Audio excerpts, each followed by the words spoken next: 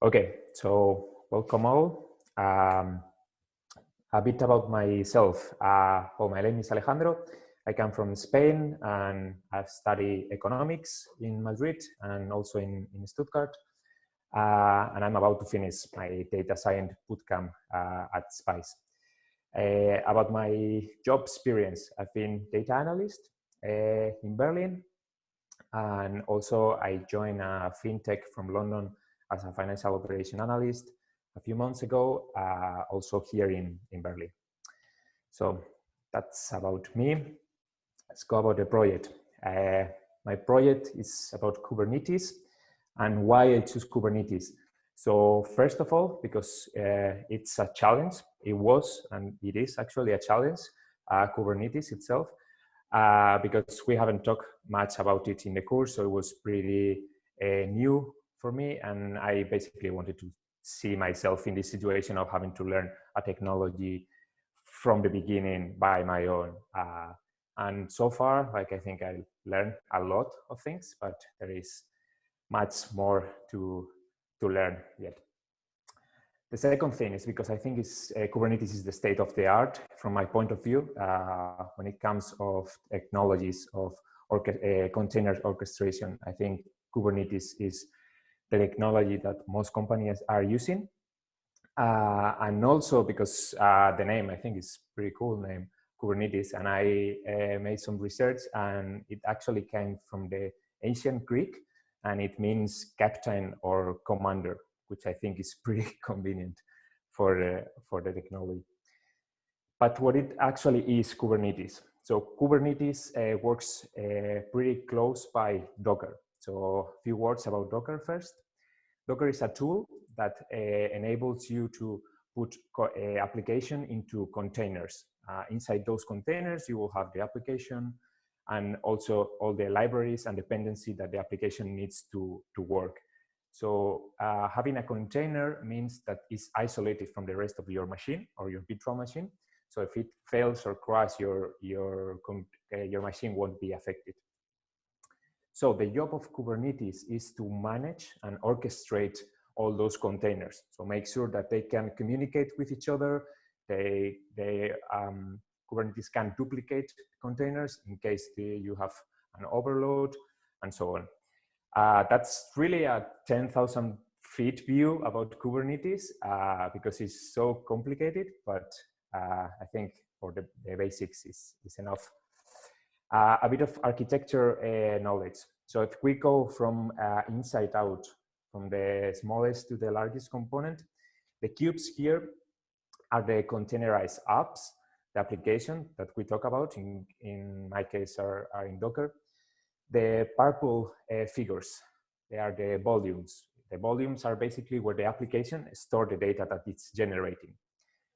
Every application has to be in a pod, and the pod is really the smallest component of Kubernetes architecture.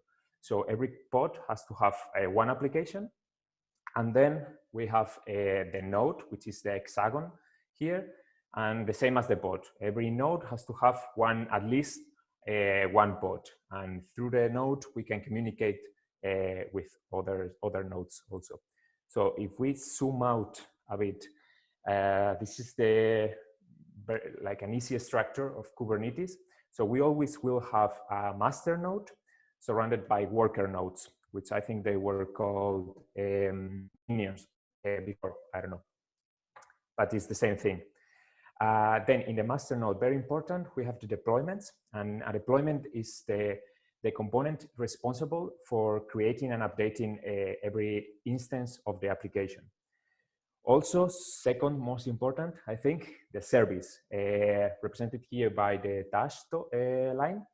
The service is kind of an abstraction layer that makes possible the traffic within the service, between the pods, and traffic from the outside to the service. So this is a bit theoretical, and until here I feel confident, but there are way more, like a lot of more customization possibilities to this architecture. But let's start with my actual application. So the core of my application is written in Python, And it's basically a guy sitting in Twitter, waiting to see a tweet that match with the requirements that the user previously set.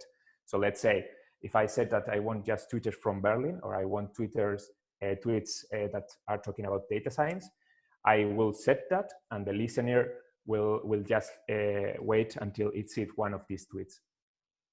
When it gets the tweets, it will send it to a Mongo database, where I store all the tweet data in a very unstructured way. But that's why I use MongoDB, because it's very useful to keep this kind of unstructured data.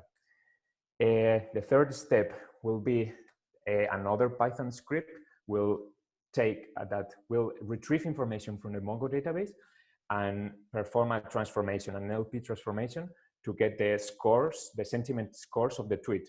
So that's the ultimate goal of the application, to get the tweet, perform the sentiment analysis, and store in a Postgres database, here much more structured, the scores, so saying how positive or how negative the tweet is about.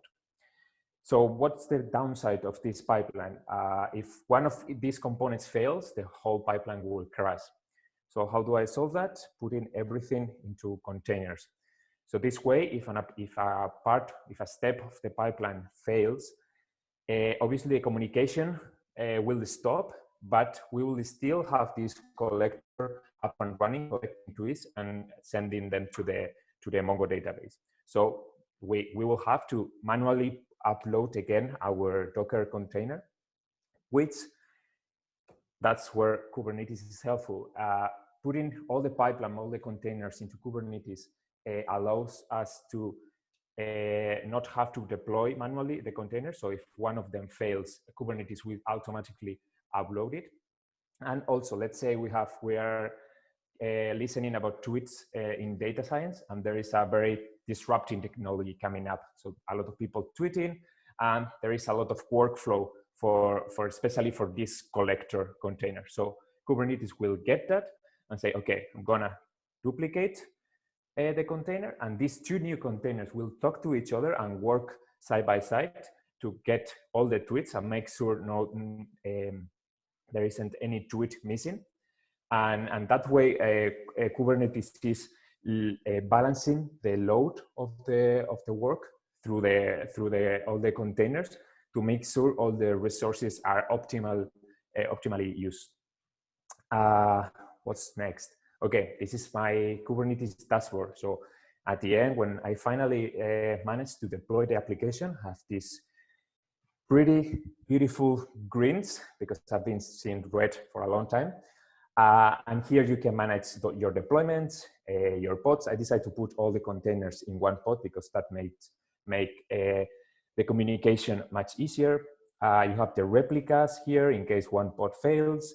I have percent volumes, I have secrets, I have services, a lot of things that I don't have time and I don't feel that comfortable talking about. And this is one example when one pod fails for whatever reason. The pod can work, but by whatever reason it fails. And you can see here that it turns red. So once Kubernetes detects that, it automatically creates another pod. So see here that I have two pods. One is working and the other one is under maintenance or to be deleted straight away. But with Kubernetes, you make sure that always have something up and running.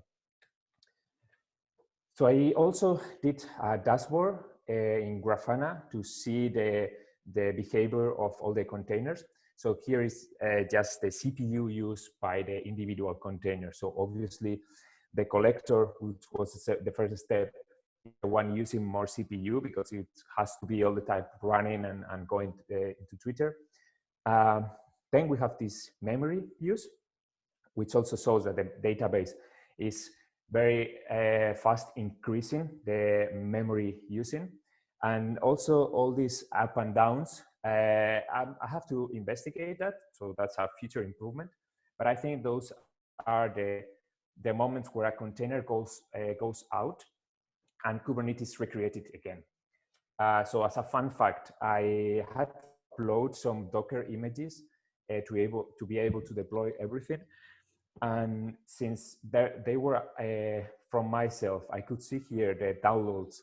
So every one of these downloads is one container being created by Kubernetes in just a week. So you see that there is a lot of work actually going on behind the scenes on Kubernetes. And I think that's all from my side. Hope you enjoy, and yeah, let's keep in touch.